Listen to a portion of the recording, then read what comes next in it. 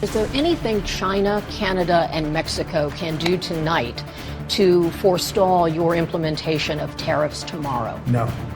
The U.S. imports about 4 million barrels of heavy crude per day from Canada, almost another 500,000 from Mexico. But it's really the Canadian oil supply which could spur prices higher at the pump. It stinks because everything else is higher, and they don't give a damn about people anymore. And nobody's going to tell me that they're not making money, because they are making money because of us, we're still supporting them. $4 or $5 for gas is outrageous. Just can't pay it. I'd rather stay on my bike.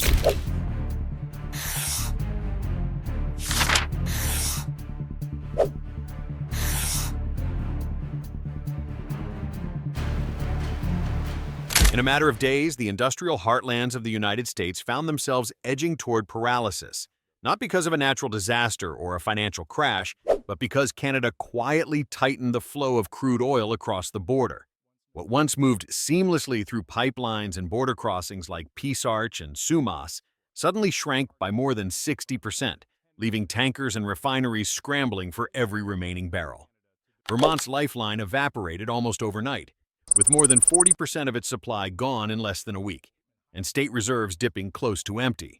The refineries at Anacortes and Cherry Point, long considered stable anchors of the Northwest energy grid, saw inventories sink to unprecedented lows, raising alarms that rippled far beyond the Pacific coast.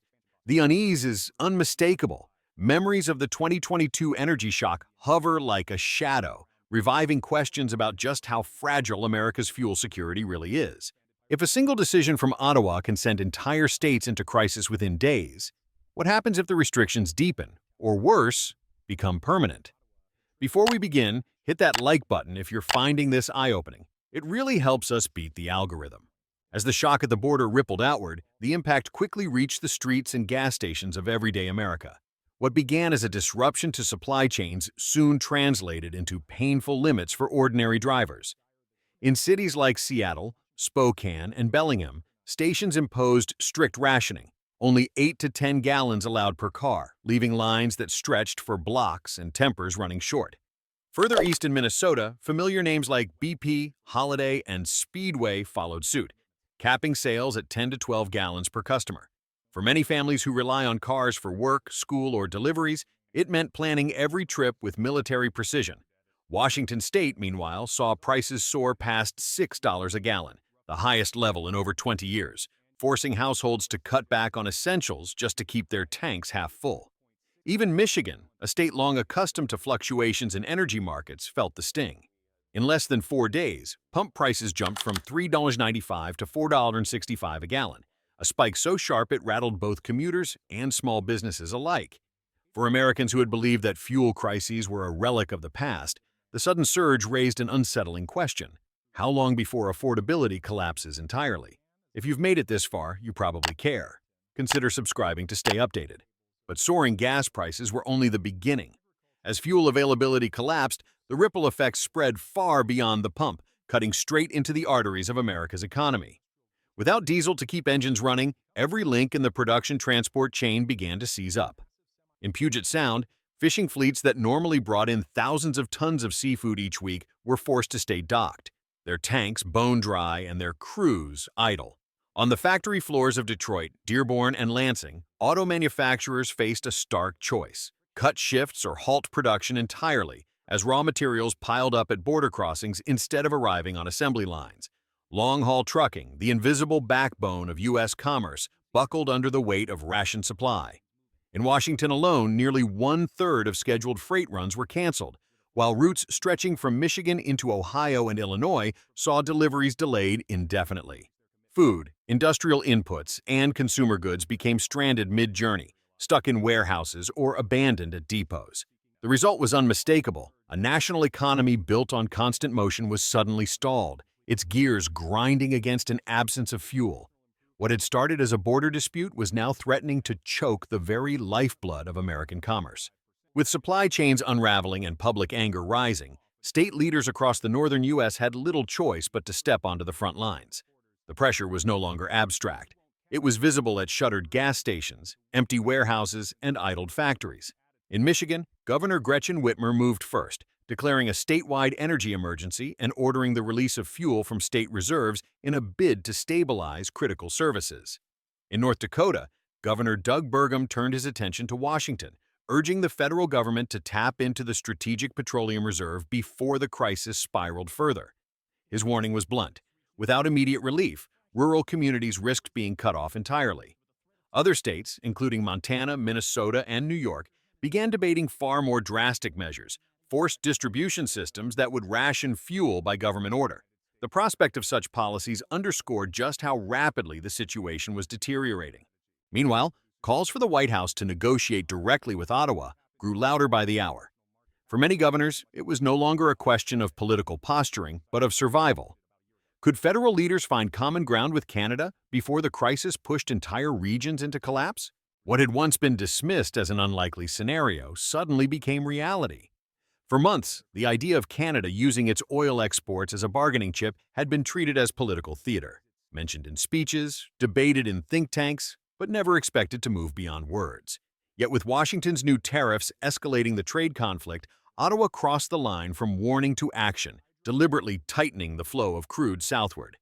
Foreign Minister Melanie Joly had hinted at this possibility earlier in the year, describing oil and gas as Canada's strategic card. At the time, it sounded more like a cautionary reminder than an immediate threat, but in practice, it became the most potent weapon in Canada's arsenal, simply because of scale. In 2023, roughly 97% of Canadian crude exports were destined for the United States.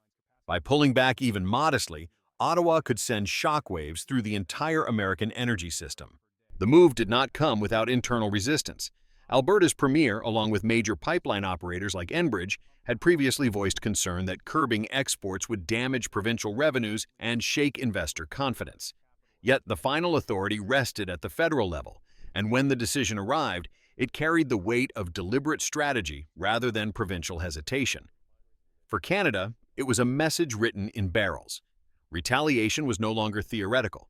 It was being pumped, or rather withheld, in real time. And for the United States, the lesson was equally clear. When your lifeline comes from across the border, even a slight turn of the valve can feel like a chokehold. The crisis revealed a vulnerability long hidden in plain sight. The American economy is locked into Canadian oil. Over the past decade, the reliance has only deepened. In 2013, just a third of U.S. crude imports came from Canada. Today, the figure is well above 50%. That shift, once framed as a partnership of stability, now looks more like a trap without an exit. Refineries across the mid-continent provide the starkest example. Nearly 70% of their feedstock comes from heavy Canadian crude, a grade not easily replaced by shipments from other suppliers. Unlike light oil that can be sourced more flexibly, heavy crude requires specialized infrastructure, pipelines, upgrading units, and refineries fine-tuned to process it. When Canada turned down the tap, those facilities had no alternative input waiting in reserve. The consequences were immediate and predictable. Any cut, even a partial one, set off cascading disruptions. Output slowed, supply chains froze, and prices climbed with alarming speed. Economists warned that the inflationary surge already visible at the pump was only the first wave. Energy costs seep into everything: food, steel, transportation, and housing. And once the spiral begins, it rarely stops on its own. For Washington, the uncomfortable truth was unavoidable. Without a viable backup plan, the world's largest economy was now at the mercy of decisions made in Ottawa. And as the crisis stretched on, the question looming over markets was simple yet devastating. How long before this energy shock mutates into a full-blown inflation storm? As the crisis deepened, it wasn't just governors or local communities sounding alarms. Analysts, central bankers, and corporate leaders all began sketching the outlines of a spiral that had no clear endpoint. Markets thrive on predictability, yet every new headline from Ottawa or Washington seemed to amplify uncertainty rather than resolve it. Consultancy firm Wood Mackenzie noted that a 10% tariff might, on paper, make Canadian oil appear $3 to $5 cheaper than West Texas Intermediate. But in practice, the distortion meant American consumers were paying more, not less, as the scarcity premium overwhelmed any theoretical discount. The mismatch revealed a brutal irony. The very policies meant to protect U.S. interests were eroding them in real time. Federal Reserve Chair Jerome Powell acknowledged what many households were already experiencing firsthand. Prices have begun to rise, he cautioned, while adding that the trajectory of inflation remained difficult to predict. For policymakers, that uncertainty was a nightmare. How do you manage an economy when the fuel that powers it can be throttled at will by your closest neighbor? On the Canadian side, Ottawa moved quickly to manage the fallout. A $5 billion support package was announced to help exporters redirect shipments toward new markets, while another $1 billion was allocated to farmers facing cash flow shocks from disrupted transport. The message was clear. Canada intended not only to withstand pressure, but to pivot strategically, using the crisis to diversify its economic ties. Meanwhile, energy traders across Europe and Asia watched with unease. Any disruption between North America's two largest economies threatened to spill outward, reshaping flows of crude, refined products, and even food commodities. The fear was no longer contained to border crossings. It was global. If the deadlock persists, the price will extend far beyond America's borders. What began as a trade dispute now threatens to destabilize the very foundation of global commerce. Oil, gas, and essential commodities stand on the brink of breaking every record in living memory, with volatility becoming the new normal rather than the exception. Global supply chains, already stretched thin, face the risk of a cascading domino effect. Grain shipments delayed, steel output throttled, and heavy industries grinding to a halt. What starts at refineries and border crossings quickly spreads to supermarket shelves, industrial plants, and shipping lanes across oceans. In that sense, a trade conflict transforms into something far larger. First an energy shock, then a social crisis, and eventually a geopolitical reckoning. And so the final question looms.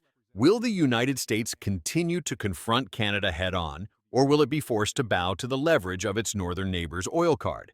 That's where the story leaves us, for now. The oil flowing or not flowing between Canada and the U.S. has become more than a commodity issue. It is a test of resilience, strategy, and survival in an interconnected world. Could this be the opening chapter of a broader shift in how nations weaponize resources, not just against rivals, but against their closest partners? Thanks for sticking around. If you found this valuable, like and subscribe to support more content like this.